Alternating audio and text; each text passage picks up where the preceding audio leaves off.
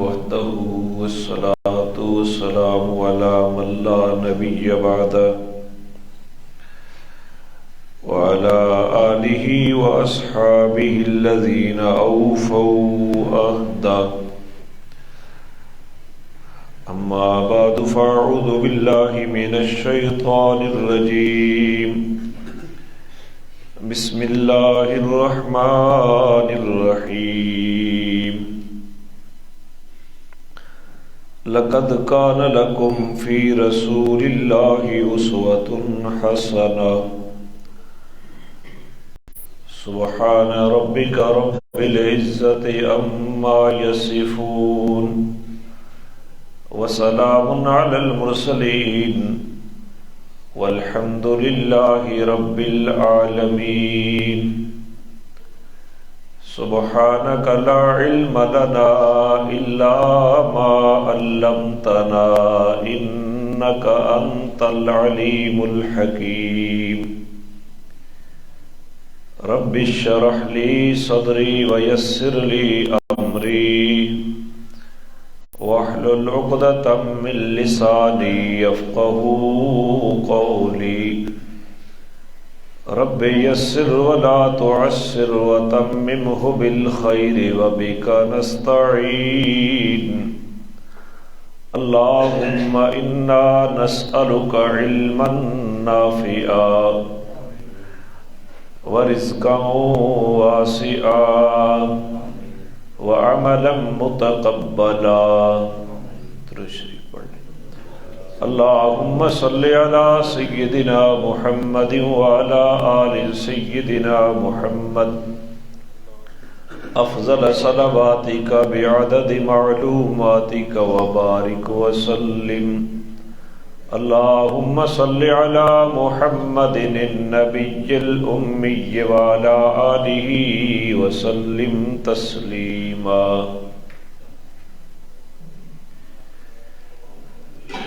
گرامی قدر سامعین حضرات، آج چوتھا جمعہ ہے. آپ کے سامنے نکاح کے متعلقات کو ذکر کرنے کی سعادت حاصل کر رہا ہوں. اللہ کریم صحیح سمجھنے اور سمجھانے کی توفیق نصیب فرمائے اور فریقین کو اس کے مقتضا پر 100% عمل کی توفیق نصیب فرمائے. بس ایک صف اندر پئی ہے نا گیلری وہ بھی باہر کر دو.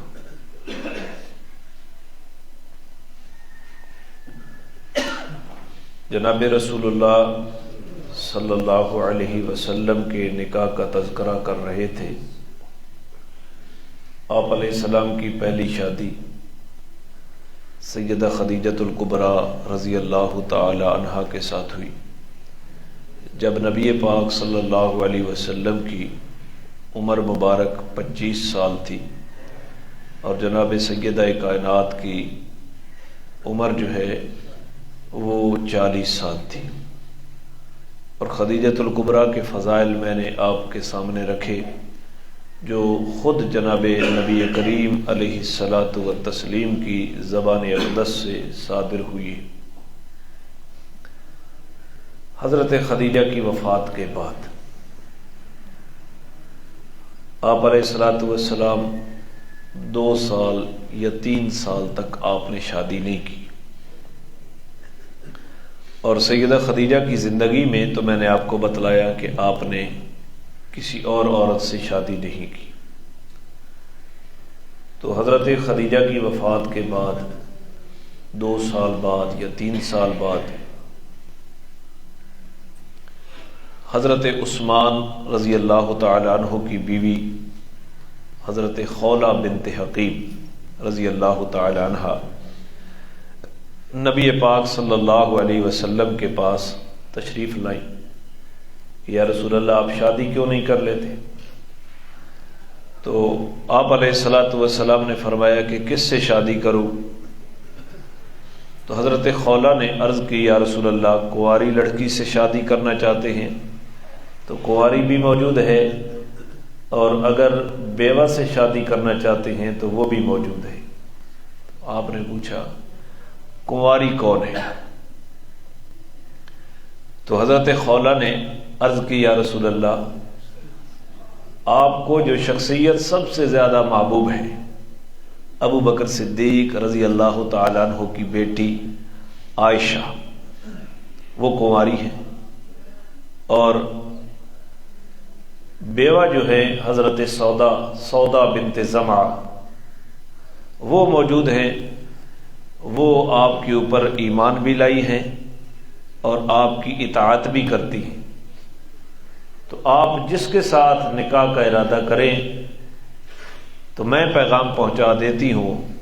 تو جناب رسول اللہ صلی اللہ علیہ وسلم نے حضرت خولہ کو فرمایا کہ دونوں کو میرا پیغام پہنچا دو، عائشہ کا رشتہ بھی مانگو میرے لیے اور سودا کا رشتہ بھی میرے لیے مانگو۔ تو حضرت خولہ بنت حکیم کہتی ہیں کہ میں حضرت ابو بکر کے گھر میں گئی، پہلے حضرت ابو بکر کے گھر میں، حضرت سودا کا نکاح بعد میں بیان کروں گا، پھر اس کے بعد حضرت سودا کے گھر میں گئی۔ تو وہاں گھر میں گئی تو ام رومان جو حضرت عائشہ کی ماں ہے وہ وہاں موجود تھی۔ اس وقت ابو بکر صدیق گھر کے اندر موجود نہیں تھے۔ تو میں نے جا کر ام رومان سے جا کر اپنی بات عرض کی کہ ام رومان، اللہ تمہارے گھر میں کتنی خیریں اور برکتیں نازل کر رہا ہے۔ تو ام رومان نے کہا کہ وہ کس طرح؟ تو میں نے بتلایا کہ جناب رسول اللہ صلی اللہ علیہ وسلم نے عائشہ کا رشتہ طلب کیا ہے آپ سے۔ تو ام رومان جو سیدنا صدیق اکبر کی بیوی ہیں، انہوں نے آگے سے کہا کہ ابھی ابو بکر صدیق گھر میں نہیں ہیں، انتظار کر لیں، وہ بھی آ جائیں گے۔ تو پھر ان کے سامنے یہ بات رکھ دینا۔ اب دیکھو سیرت کو کس انداز میں، عورت خود مختار نہیں ہوئی، رشتہ نبی پاک صلی اللہ علیہ وسلم کا ہے۔ تو یہاں تو انکار کی گنجائش بھی نہیں تھی، لیکن ضابطے کی خلاف ورزی نہیں کی۔ کیا کہا کہ ابو بکر صدیق کو آنے دو، آپ انتظار کریں۔ تھوڑی دیر گزری تو سیدنا ابو بکر صدیق رضی اللہ تعالیٰ عنہ بھی گھر تشریف لائے۔ تو حضرت حکیم خولہ بنت حکیم نے وہی بات حضرت ابو بکر کے سامنے رکھی کہ اللہ آپ کے گھر میں کتنی برکتیں اور خیریں نازل کرنے والا ہے۔ تو سیدنا ابو بکر صدیق نے بھی پوچھا وہ کس طرح؟ تو بتلایا گیا کہ رسول اللہ صلی اللہ علیہ وسلم نے عائشہ کا رشتہ مانگا ہے۔ تو سیدنا صدیق اکبر نے جواب میں فرمایا، یہ مسند احمد کی وہ روایت آپ کے سامنے اس کا مفہوم رکھ رہا ہوں، عربی نہیں پڑھ رہا، وقت زیادہ لگ جائے گا۔ تو ابو بکر نے کہا کہ رسول اللہ عائشہ رسول اللہ کو کیسے آ سکتی ہے رشتے میں، حالانکہ رسول اللہ تو اس کے چچا ہیں، میرے بھائی ہیں، تو یہ ان کی بھتیجی لگی، یہ ان کے ساتھ نکاح کس طرح ہو سکتا ہے؟ تو حضرت خولہ بنت حکیم وہاں سے ہٹیں اور رسول اللہ کو یہ بات جا کر بتلائی کہ میں نے صدیق اکبر کو یہ بات کہی۔ تو انہوں نے کہا بھتیجی کے ساتھ نکاح کس طرح ہو سکتا ہے؟ تو رسول اللہ نے پھر خولہ کو فرمایا کہ میرا ابو بکر سے نسبی بھائی چارہ نہیں ہے، اور نسبی بھائی چارے میں بھتیجی جو ہے وہ چچا کے لیے حرام ہے، میرا تو دینی اخوت ہے ابو بکر صدیق کے ساتھ، وہ دینی بھتیجی ہے، لہذا وہ میرے ساتھ نکاح میں آ سکتی ہے۔ تو پھر خولہ بنت حکیم آئی ابو بکر صدیق کے گھر میں اور یہ جواب دیا کہ رسول اللہ تو یوں فرما رہے ہیں کہ ہمارا بھائی چارہ دینی ہے، دینی اخوت ہے، نسبی اخوت نہیں ہے۔ تو حضرت صدیق اکبر رضی اللہ تعالیٰ عنہ کہنے لگے کہ آپ یہاں بیٹھے، میں بھی آتا ہوں۔ باہر چلے گئے سیدنا صدیق اکبر رضی اللہ تعالیٰ عنہ۔ تو ام رومان جو آپ کی بیوی ہے، اس نے حضرت خولہ بنت حکیم کو بتلایا کہ ابو بکر نے زندگی میں کبھی وعدہ خلافی نہیں کی۔ ہمارے ہاں عائشہ کے رشتے کی بات آ رہی ہے، مطعم بن عدی اپنے بیٹے کے لیے رشتہ مانگ رہا ہے عائشہ کا، اور وہ بات چل پڑی ہے، تو یقیناً ابو بکر ادھر ہی گئے ہوں گے۔ تو سیدنا صدیق اکبر رضی اللہ تعالیٰ عنہ مطعم بن عدی کے گھر میں گئے، اور وہاں اس کی بیوی ام فتح وہ بھی موجود تھی۔ تو وہ بات ہوئی کہ عائشہ کا رشتہ آپ مانگ رہے تھے، تو ام فتح نے کہا ہاں رشتہ تو ہم مانگ رہے تھے، بات یہ ہے کہ اگر ہم نے اپنے بیٹے کا رشتہ ابو بکر تیرے گھر میں کر دیا تو پھر تو یہ ہوگا کہ تم اپنے داماد کو اپنے دین کے اوپر لے چلو گے۔ تو ابو بکر صدیق نے کہا ہاں یہ بات تو ہوگی، جب داماد میرا بنے گا تو میں اپنے دین کی دعوت اسے دوں گا۔ تو ام فتح نے جب یہ بات کی تو مطعم بن عدی کی طرف حضرت ابو بکر صدیق متوجہ ہوئے کہ تیری بیوی جو کہہ رہی ہے میں بھی اسی کی تائید کر رہا ہوں، پھر دین جدا نہیں رہے گا، میں اس کو دین کی دعوت۔ یہاں کیا پتہ چلا کہ دین کی فکر بھی کرنی چاہیے، جہاں رشتے دیتے ہو، جہاں سے رشتے لیتے ہو، وہاں دین کی فکر کرنی چاہیے۔ اور ابھی تک کافر اور مسلمان کے ساتھ رشتہ مناکحت کی ممانعت نہیں آئی تھی، یہ بات بھی یاد رکھنا، ممانعت بعد میں آئی۔ تو اس کا باپ مطعم بن عدی کہتا ہے کہ یہ تو بات ٹھیک نہیں ہے کہ ہمارا بیٹا تمہارے دین کے اوپر آ جائے، تو گویا جواب ہی ہو گیا۔ تو سیدنا صدیق اکبر واپس ہو گئے کہ بس اب وعدہ خلافی نہیں ہوگی، اور واپس گھر میں آ کر خولہ بنت حکیم یہاں موجود تھی۔ خولہ بنت حکیم کو کہا کہ رسول اللہ کو آپ بلا لائیں، میں عائشہ کا نکاح رسول اللہ سے کرنے کے لیے تیار ہوں۔ اور رسول اللہ صلی اللہ علیہ وسلم بھی بغیر بارات کے تشریف لے آئے ابو بکر صدیق کے گھر میں، اور سیدنا ابو بکر صدیق رضی اللہ تعالیٰ عنہ نے اپنی بیٹی عائشہ کا نکاح رسول اللہ سے پڑھ دیا، رسول اللہ سے کر دیا۔ پھر 3 سال کا عرصہ رخصتی نہیں ہوئی، تو حضرت عائشہ رضی اللہ تعالیٰ عنہ کہتی ہیں کہ جب مدینہ سے ہجرت کر کے ہم پہنچے مکہ سے ہجرت کر کے مدینہ پہنچے، تو بنی حارث بن خزرج کے محلے کے اندر مقام سخت کے اوپر ہمارا قیام تھا، تو وہاں میں اپنے گھر کے اندر جو درخت تھا اس کے ساتھ جھولے کے اوپر جھول رہی تھی، تو میری ماں نے مجھے جھولے سے ہٹایا، اور اس وقت کیفیت یہ تھی کہ پیچھے بخار کی وجہ سے میرے سر کے بال جو تھے وہ کم ہو گئے رہ گئے۔ تو میری ماں نے میرا منہ دھلایا اور مجھے لے آئی، مجھے سانس پھولا ہوا تھا، دروازے کے اوپر ٹھہرایا، تو میرا سانس جب ٹھہر گیا تو اندر مجھے آنے کو میری ماں نے کہا، اور اندر میں نے دیکھا کہ ہمارے گھر کے اندر رسول اللہ چارپائی کے اوپر ہیں، اور انصار کی کچھ عورتیں اور مرد جو ہیں ہمارے گھر کے اندر موجود ہیں۔ تو میری ماں نے رسول اللہ کے حوالے کر دیا، مجھے رسول اللہ کے کیا کر دیا؟ حوالے کر دیا۔ بس یہی رخصتی تھی۔ یہ کیا تھی؟ کوئی نہ کوئی مندری تے، نہ کوئی سرپا تے، نہ کوئی وان تے، نہ کوئی گانا تے، کچھ بھی نہیں۔ حضرت خدیجہ کا نکاح تو میں آپ کے سامنے رکھا، یہ اس روایت کا خلاصہ میں نے آپ کے سامنے رکھا ہے۔ وہ روایت کا حوالہ میں آپ کے سامنے بیان کر دیتا ہوں کہ یہ روایت کہاں کھڑی ہے۔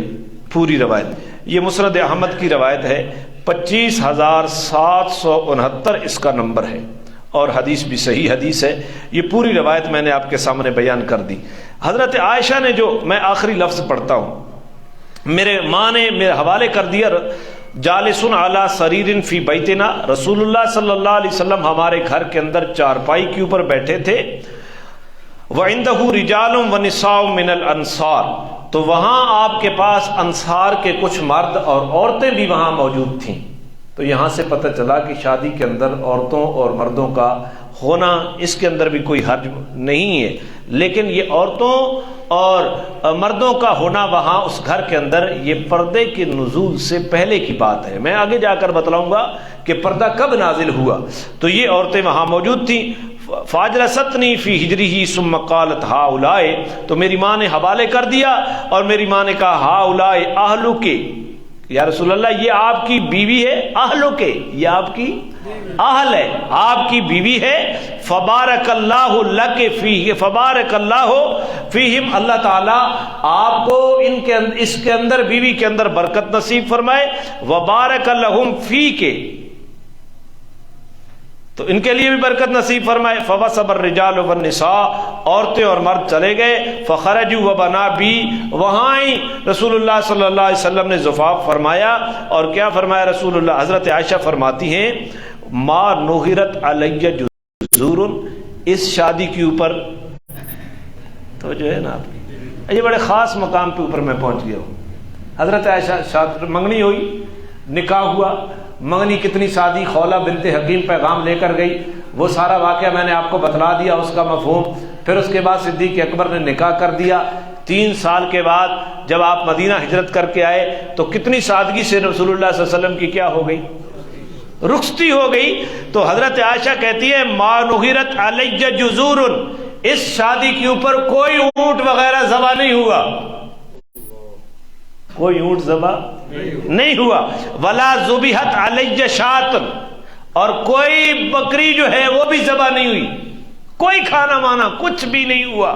حتی ارسل الینا سعد بن عبادۃ بجفنۃ کان یرسل بها الی رسول اللہ صلی اللہ علیہ وسلم اذا دار الی نسائہ، حضرت سعد بن عبادہ جو رسول اللہ کے گھر میں جو پیالہ کھانے کا لے آتے تھے، بس وہی آیا اور وہی کھایا گیا۔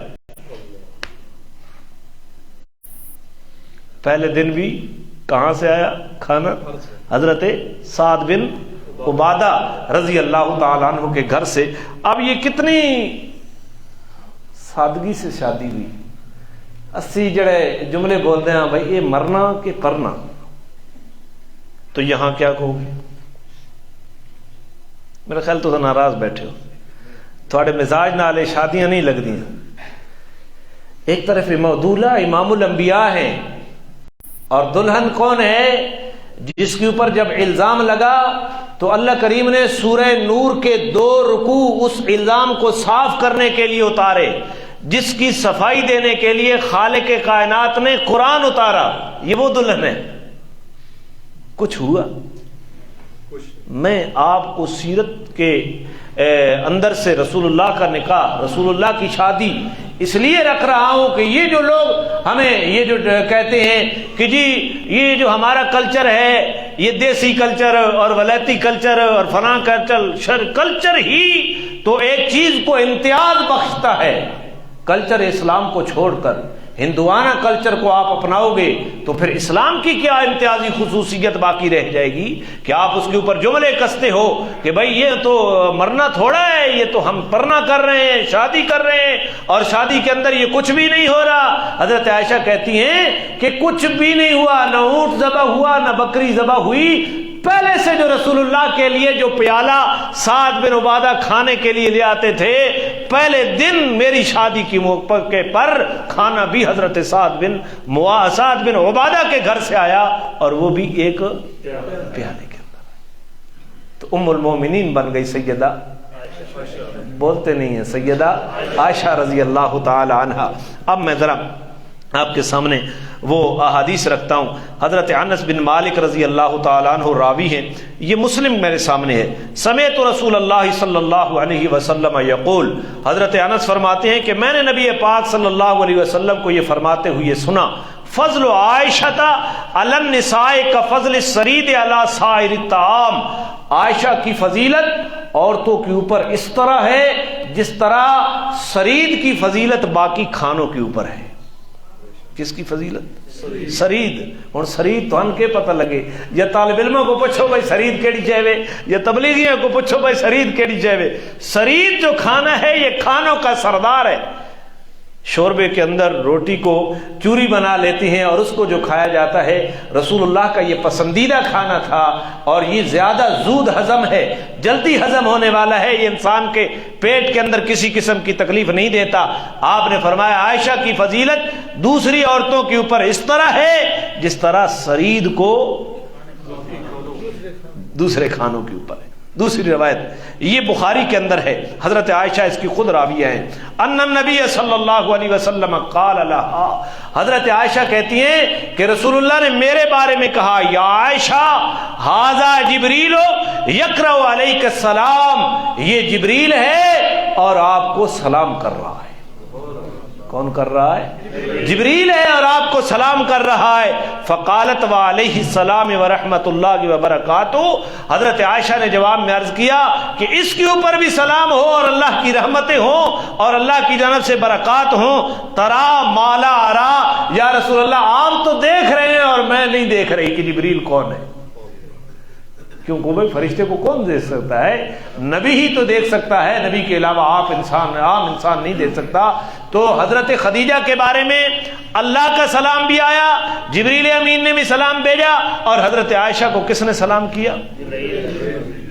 جو لوگ اپنے ایمان کی خیر منائیں، جو سید عائشہ کو آج بھی گالیاں دیتے ہیں اور نعرہ وہ حب آل بیت کا لیتی ہیں کہ ہم جی محبت آل بیت کے دل دادا ہیں، اور آج بھی ان کے سامنے عائشہ کا نام لو تو بھونکنا شروع ہو جاتے ہیں۔ یہ ام المومنین ہے، رسول اللہ اس کے فضائل کس طرح بیان کر رہے ہیں۔ یہ بخاری کی روایت آپ نے پڑھی۔ دوسری روایت بخاری کی، ان النبی صلی اللہ علیہ وسلم، اس کی راویہ بھی حضرت عائشہ ہے۔ حضرت رسول اللہ صلی اللہ علیہ وسلم نے قال لہا، حضرت عائشہ کو فرمایا، اریتک فی المنام مرتین، عائشہ میں نے تجھے خواب کے اندر 2 مرتبہ دیکھا۔ شادی سے پہلے کی بات ہے، خواب کے اندر 2 مرتبہ۔ اور یہ بات میں نے آپ کو کئی مرتبہ بتائی کہ نبی کا خواب کیا ہوتا ہے، بولتے نہیں ہیں، نبی کا خواب کیا ہوتا ہے؟ وہی ہوتا ہے۔ نبی کا خواب ہماری طرح خیال نہیں ہوتا، وہ وہی ہوتا ہے۔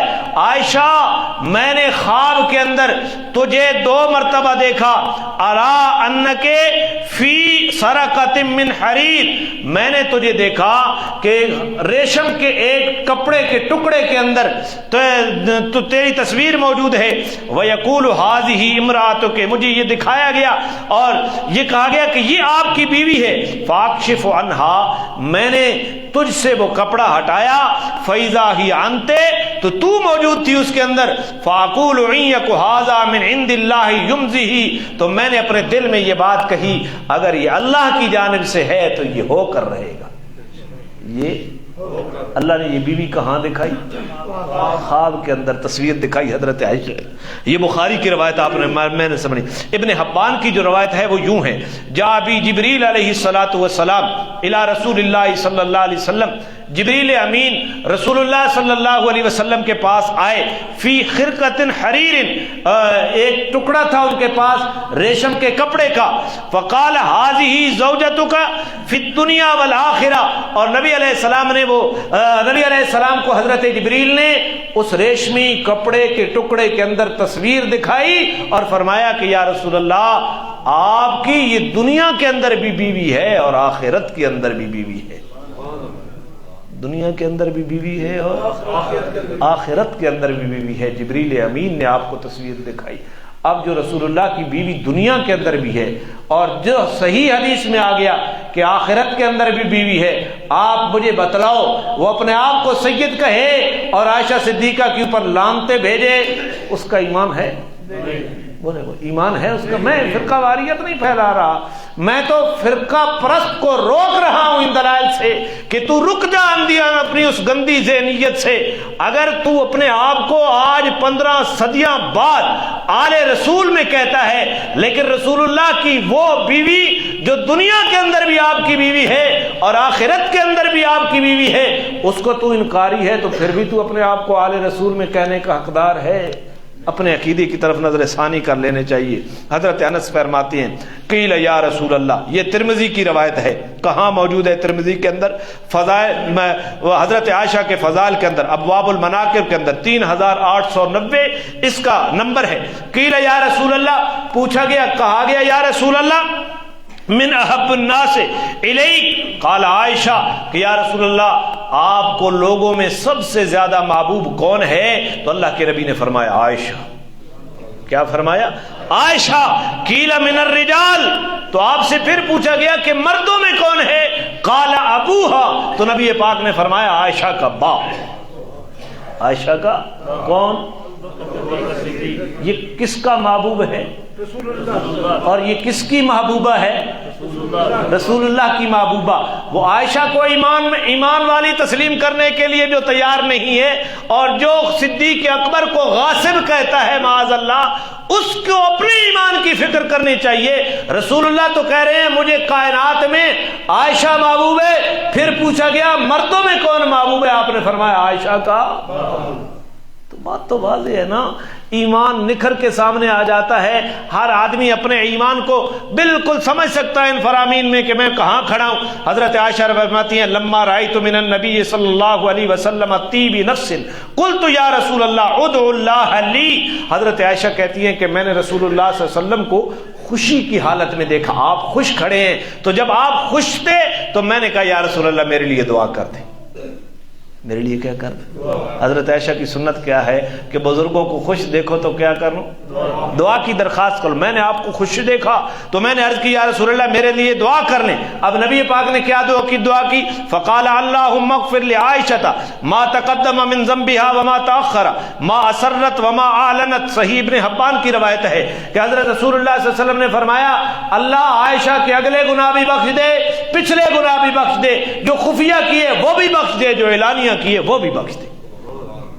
تو سب سے بڑی دعا کیا ہے کہ بندے کے لیے بخشش کی دعا کرنا، اور یہ زندہ آدمی کے لیے بھی بخشش کی دعا زندہ کے لیے ہو رہی ہے نا۔ حضرت عائشہ عرض کر رہی ہیں اور آپ علیہ الصلوۃ والسلام زندہ کے لیے بخشش کی دعا کر رہے ہیں۔ ابو موسیٰ اشعری کہتے ہیں، یہ ترمذی کے اندر ہے، ما اشکل علینا اصحاب رسول اللہ صلی اللہ علیہ وسلم حدیث قط فسالنا عائشہ الا وجدنا عندها منه علم۔ حضرت ابو موسیٰ اشعری کہتے ہیں جب بھی کسی حدیث کے بارے میں صحابہ کو اشکال پیش آیا تو وہ حضرت عائشہ کے در پہ آتے اور حضرت عائشہ اس کا حل پیش کر دیتی۔ عائشہ استاذ الصحابہ ہے۔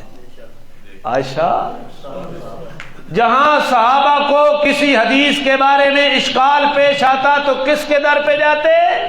عائشہ کے در پہ جاتے، اور اس حدیث کے اشکال کے بارے میں سوال کرتے تو حضرت عائشہ اس اشکال کو حل فرما دیا کرتی۔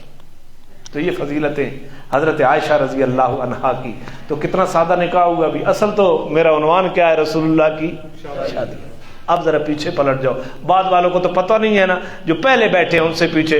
حضرت خولہ بنت حکیم نے کیا کہا؟ یا رسول اللہ 3 سال ہو گئے آپ کی بیوی فوت ہو گئی ہے، آپ شادی کیوں نہیں کر لیتے؟ کس سے کروں؟ ایک کنواری موجود ہے اور ایک بیوہ موجود ہے۔ آپ نے فرمایا کنواری کون؟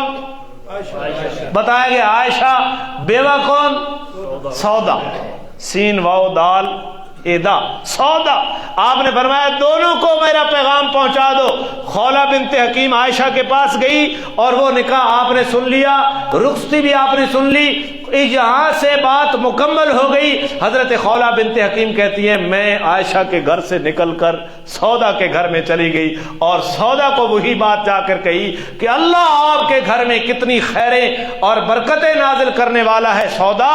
تو حضرت سودا نے جواب میں مجھے کہا خولہ وہ کس طرح؟ تو آپ علیہ الصلوۃ والسلام کا پیغام میں نے دیا کہ خولہ نے کہا کہ سودا تیرے لیے رسول اللہ نے پیغام نکاح بھیجا ہے۔ تو سودا کہتی ہے کہ رسول اللہ نے پیغام نکاح بھیجا ہے تو میں تو اس سے زیادہ کس طرح خوش ہو سکتی ہوں؟ تو سودا نے فوراً قبول نہیں کیا۔ سودا نے کہا کہ میرے ابا سے بات کر لیں۔ کس سے بات کر لیں؟ طرز ہے نا، میرے باپ سے بات کر لیں۔ زمعہ وہ بوڑھا تھا اور بڑھاپے کی وجہ سے وہ اس سال حج پہ بھی نہیں جا سکے تھے۔ اسی وہ جو روایت میں نے مسند احمد کی آپ کے سامنے نمبر بھی پڑھا 25,000 سے کچھ، اسی روایت کا یہ دوسرا حصہ ہے۔ تو وہ حج پہ نہیں جا سکے تو میں نے جا کر زما سے بات کی کہ زما تمہارے گھر کے اندر کس طرح اللہ خیر و برکت کا نزول کرنے والے ہیں؟ تو اس نے پوچھا کس طرح؟ اللہ کے نبی نے محمد بن عبداللہ نے آپ کی بیٹی سودا کے لیے پیغام نکاح بھیجا ہے، منگنی کا پیغام بھیجا ہے۔ زما نے کہا رشتہ تو بڑا جوڑ کا ہے، رشتہ تو بڑا، لیکن تیری سہیلی کیا کہتی ہے؟ سودا کا کیا خیال ہے؟ خولہ نے کہا، اس نے کہا مجھے تو رشتہ قبول ہے، میرے باپ سے بات کر لو۔ تو اس نے کہا خولہ کو کہا کہ سودا کو بلا بھی۔ باپ کے پاس آئی کہ سودا تیرے لیے رشتہ محمد بن عبداللہ نے بھیجا ہے، تیرا کیا خیال ہے؟ تو یہ خولہ کہہ رہی ہے کہ سودا کو منظور ہے۔ ہاں ابا جی مجھے منظور ہے۔ تو اسی وقت زمعہ نے فیصلہ کیا محمد کو بلا لا، محمد کو بلا لا۔ رسول اللہ صلی اللہ علیہ وسلم تشریف لے آئے اور زمعہ نے نکاح کر کے دے دیا۔ زمعہ نے کوئی مندری کو نہیں پائی گئی, کوئی کپڑے کو نہیں وٹائے گئے, نہ کہیں نانکے گانا آندا, نہ کوئی سمی ہے تے, نہ کوئی دریس ہے تے, نہ کوئی کارڈ ونڈے گئے تے, کچھ بھی نہیں. مانے اس قوم کی نکاح ہو گیا. وہ روایت میں سامنے رکھ رہا ہوں. اس کے بعد یہ جو نکاح ہو گیا, شادی ہو گئی, تو جاہلیت کے زمانے میں جو حج ہوا کرتا تھا, رسول اللہ موجود ہیں, ایمان کی دعوت چل چکی ہے, لیکن قریش مکہ اپنے طریقے پر کیا کیا کرتے تھے, ہر سال حج کیا کرتے تھے. عبداللہ بن زمعہ وہ آیا حج کر کے واپس گھر میں, اور اسے پتہ چلا کہ سودا کا نکاح محمد بن عبداللہ سے کر دیا گیا ہے. تو وہ خود کہتا ہے میں نے مٹی اٹھا کر سر کے اوپر ڈالنی شروع کر دی کہ یہ کون سا ظلم ہو گیا ہے کہ کس کے ساتھ شادی کر دی گئی. وہ تو صحابی کہتے ہیں نا, صحابی کے ساتھ, بے دین کے ساتھ شادی کر دی گئی. خود کیا بن گئے؟ جی خود کیا بن گئے, اور رسول اللہ کو کیا بنا دیا. ہوں بھی وہ حال ہے, جو خود جاہل ہے وہ علماء کو جاہل بتاتے ہیں, جو خود بے دین ہیں وہ علماء کو, علماء حقہ کو بے دین بتاتے ہیں. صحابی کے ساتھ شادی کر دی. نام کیا تھا؟ عبداللہ, اور ہے کیا؟ کافر, ابھی کافر ہے. تو قریش مکہ کفر کے باوجود اپنے بچوں کا نام کیا رکھتے تھے؟ عبداللہ نام رکھتے تھے. کعبۃ اللہ کو کیا کہتے؟ بیت اللہ, کعبۃ اللہ. تو یہ دلیل ہے اس بات کی کہ قریش مکہ اللہ کو مانتے تھے, اللہ کو. او بھائی, مشرک ہوتا وہی ہے جو اللہ کو پہلے مان کر پھر اس کی ذات کے اندر شرک کرے یا اس کی صفات کے اندر کیا کرے. مشرک اس کو نہیں کہتے جو اللہ کو مانتا ہی نہیں ہے, مشرک کہتے ہی اسی کو ہے جو اللہ کو مانتا ہے, مان کر اس کی ذات و صفات کے اندر کیا کرتا ہے. تو نام اس نے کہا. پھر عبداللہ کہتا ہے کہ جب میں ایمان لایا نا تو میں قسم اٹھا کر کہتا تھا یا رسول اللہ بالکل میں پاگل تھا, مجھے بڑا افسوس ہے اس بات کے اوپر جو اس وقت میں نے کہہ دی تھی, اور اس نکاح کے اوپر میں نے ناراضگی کا اظہار کیا تھا. تو یہ شادی ہو گئی حضرت سودا کے ساتھ. میں حضرت سودا کے کچھ فضائل احادیث میں آپ کے سامنے صرف خلاصتاً بیان کر دیتا ہوں. یہ میرے سامنے مسند احمد کی ہے کہ روایت ہے, حضرت عائشہ رضی اللہ تعالیٰ عنہ اس کے راویہ ہیں. حضرت عائشہ فرماتی ہیں کہ ایک دن ساری ازواج مطہرات رسول اللہ کے پاس جمع ہوئیں, اور ہم نے عرض کی یا رسول اللہ آپ جب دنیا سے چلے جائیں گے تو آپ کے بعد آپ کی بیویوں میں سب سے پہلے آپ کے ساتھ کون ملے گی؟ سب سے پہلے آپ کے ساتھ یعنی کس کی وفات پہلے ہوگی؟ تو آپ نے فرمایا جس کے ہاتھ بڑے ہوں گے. جس کے ہاتھ کیا ہوں گے؟ بڑے ہوں گے. اساں لکڑیاں چاہیاں فٹے چاہے تے ہاتھ کچھڑ لگ گئی, کس کے ہاتھ بڑے ہیں.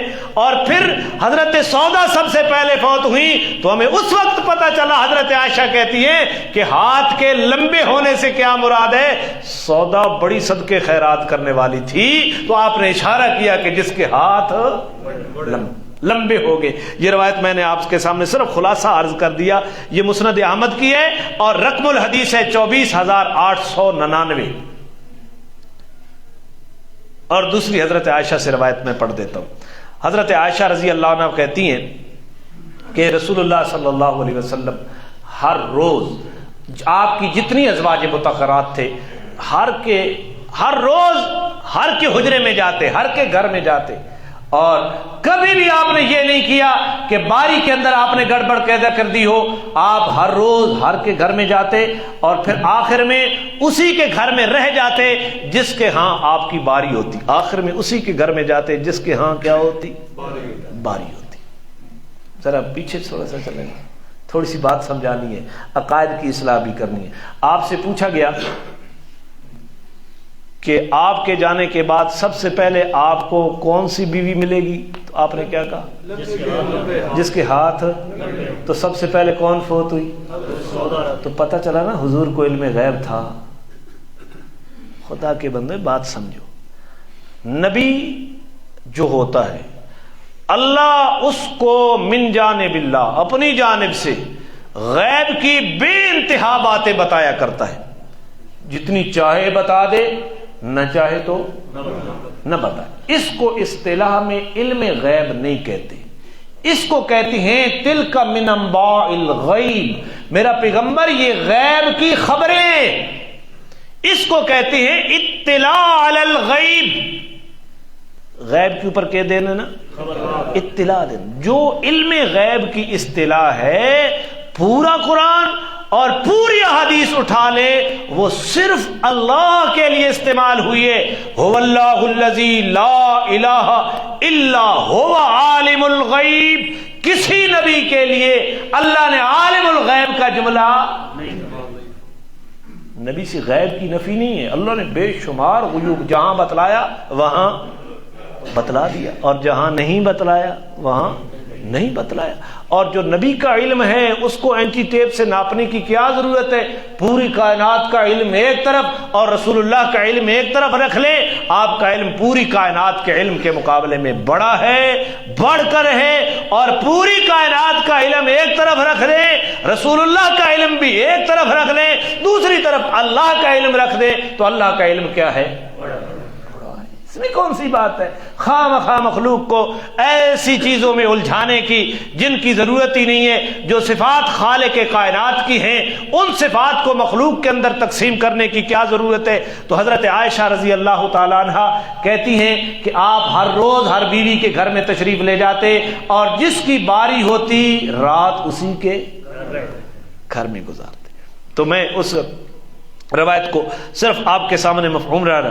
تو حضرت سودا رضی اللہ تعالی عنہا جب بوڑھی ہو گئی تو حضرت سودا رضی اللہ تعالی عنہا نے وہ باری جو ہے وہ مجھے ہبہ کر دی۔ مجھے کیا کر دی؟ جب سودا کی باری تھی نا، یا رسول اللہ میں بوڑھی ہو گئی ہوں، میری باری میں عائشہ کو دیتی ہوں۔ میری باری میں کس کو دیتی ہوں؟ عائشہ کے دیتی ہوں۔ آیت کے بعد عائشہ کو ہو گئی میری باری، آپ رات میرے پاس نہ رہا کریں۔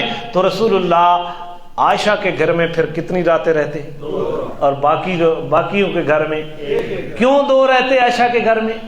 حضرت سودا نے اپنی باری بڑھاپے کے اندر کس کے حوالے کر دی تھی؟ حضرت عائشہ رضی اللہ تعالی عنہ کے حوالے کر دی تھی۔ خطرہ یہ پیش ہوا کہ میں بوڑھی ہو گئی ہوں، کہیں رسول اللہ مجھے فارغ نہ کر دیں، تو میں رسول اللہ کی زوجیت میں مرنا چاہتی ہوں، تو میں بڑھاپے میں اپنی باری عائشہ کو دیتی ہوں۔ اس کے بعد قرآن کی یہ آیت نازل ہوئی، وَإِنِ امْرَأَةٌ خَافَتْ مِنْ بَالِهَا نُشُوزًا، یہ آیت نازل ہوئی۔ تو حضرت رسول اللہ صلی اللہ علیہ وسلم باریوں کی کیا فرمایا کرتے تھے؟ بولتے نہیں، تقسیم فرمایا کرتے تھے۔ آپ اپنے ایمان سے بتائیں، جو شخص ہر جگہ پہ موجود ہو اور سب کچھ دیکھ رہا ہو، اس شخص کو باریاں تقسیم کرنے کا کوئی مطلب باقی رہتا ہے؟ آپ کی 9 ازواج مطہرات تھیں بیک وقت، اگر آپ ہر وقت ہر جگہ پہ حاضر بھی ہوں، ہر جگہ پہ ناظر بھی ہوں، تو مجھے یہ بتلایا جائے، میں یہ پوچھنا چاہتا ہوں کہ یہ کیا مطلب ہے؟ ایک دن عائشہ کے گھر، دوسرا دن سودا کی جگہ پھر عائشہ کے گھر، آپ پھر میمونہ کے گھر، آپ پھر فلاں کے گھر، آپ فلاں کے گھر، آپ فلاں کے گھر، فلاں کے گھر۔ اس کا کیا مطلب ہے؟ یا یہ عقیدہ رہتا ہے یا یہ باریاں رہتی ہیں؟ نہیں سمجھیے آپ؟ اس میں کون سی بات ہے؟